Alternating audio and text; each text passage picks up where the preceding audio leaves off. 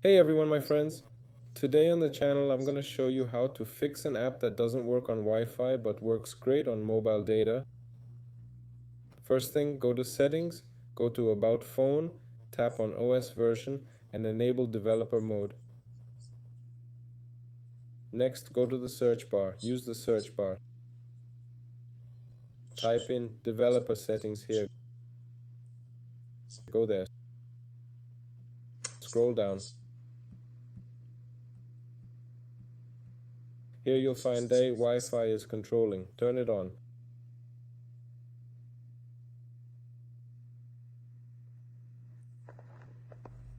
And make sure there's no limit enabled here as well. If this didn't help, go back to settings again. Type in here, search bar, type in here, reset. Here we have reset options for Wi-Fi, mobile network, and Bluetooth. Yes, a reset of Wi-Fi, mobile data, and Bluetooth. Tap on Wi-Fi. Just then reset the settings. But first, don't forget to save your Wi-Fi passwords. There, that's it. It's all done. Make sure to like, subscribe to the channel. Goodbye, everyone.